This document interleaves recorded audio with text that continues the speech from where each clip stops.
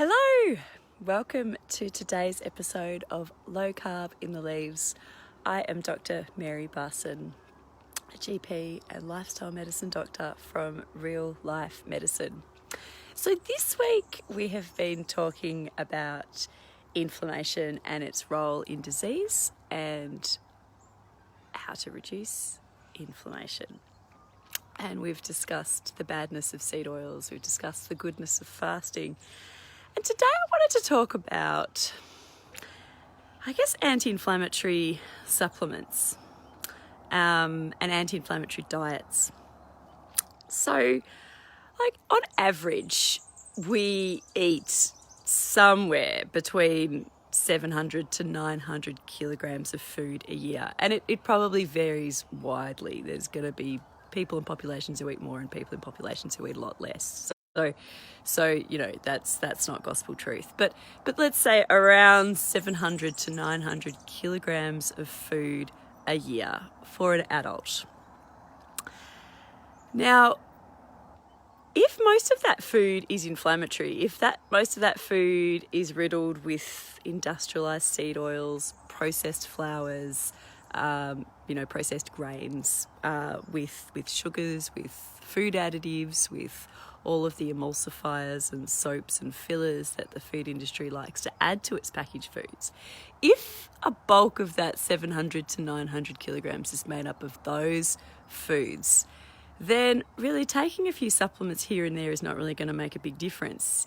If you've got 700 to 900 kilos of inflammatory food going in, then sprinkling a little supplement on top really is going to be an exercise in futility. Also, though, I'm not opposed to supplements and I like to include powerful anti-inflammatory foods in my diet. I like to have green tea and I like adding turmeric. But in truth, the best anti-inflammatories are is natural food from nature, food that has been tinkered with as little as possible. I keep coming back to this point, but it is such an important point because food is so much more than calories. It is information. It literally tells our cells what to do and who to be. And we have evolved to interact with natural foods, and they are the foods that we want. But every now and again, even natural foods come under fire. Actually, it happens quite a lot. And I think lately, meat has come under a lot of scrutiny. And there is this prevailing belief among many people that if you want to be healthy, you have to not eat meat.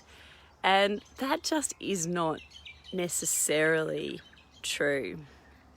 Animal products really do have a place in our food system. I believe they really do have a place in our food system, both nutritionally and, if done properly, environmentally as well.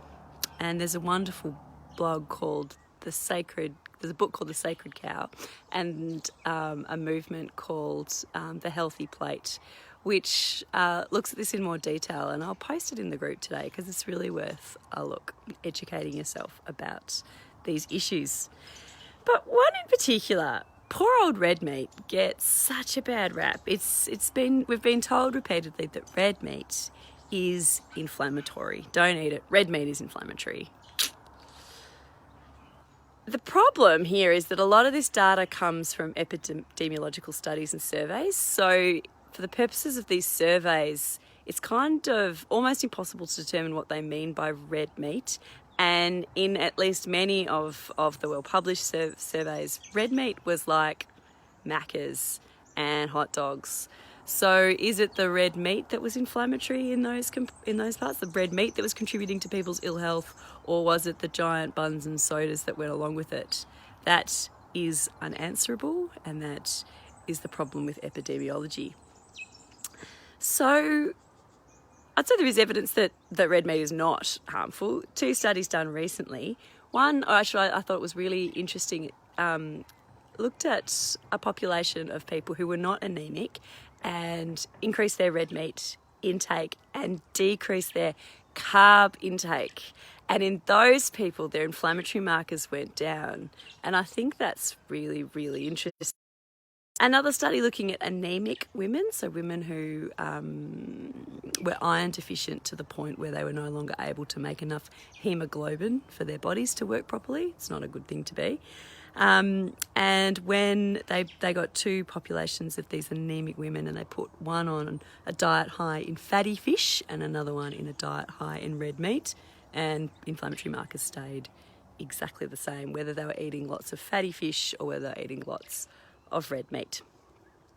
One thing in particular I'd say that it's probably, well, that people are concerned about, and I think it is worth being aware of, is charred meat. And this isn't just red meat, this is all meat. So that, you know, when you sort of that blackened bit on meat, when it's cooked with dry heat processes like grilling or frying or barbecuing, there's concern that these charred meaty bits are unhealthy. And there could be some truth to that. So what people are worried about is when the meat is charred like that, that charred bit gets full of advanced glycation end products, or AGEs as they're called, which do cause problems inside our bodies. But we make our own advanced glycation end products all the time, just being alive. So you've got to keep all these things in perspective. The other one is heterocyclic amines, HAs, and polycyclic aromatic hydrocarbons, or PAHs. So basically, these are all substances that are generated when meat is heated really, really high at in a dry environment at high temperatures. So the HAs and the PAHs, you know, they probably is worthwhile being aware of this and taking steps to avoid your exposure to this. And the best way to do this is to actually put an acidic marinade on your meat for an hour. If you really love frying and grilling and barbecuing and things, then an acidic marinade can really dramatically reduce the amount of HAs and PAHs that are generated. But also just to remember that PAHs are also ubiquitous. They're also heaps. We find them in vegetables. We find them everywhere. And our bodies generate a lot of these compounds just sort of living. So by and large, you don't need to be worried about meat, particularly if you're already on a low-carb diet. If you prepare it with a bit of care and thought, and if you're already on an anti-inflammatory diet. So we want that 700 to 900 kilos to be as healthy and as health-promoting as possible. Food is medicine. It is the most powerful medicine that you'll have, or the slowest and most insidious of poisons. So I hope you all enjoy your delicious medicine today, whatever medicinal meals you are eating, full of yummy, yummy real food. It's been a delight talking to you this week, and I think Dr. Lucy will be back with Keto in the Car/Craft Room next week. Take great care, everyone. Have an absolutely wonderful weekend. See ya.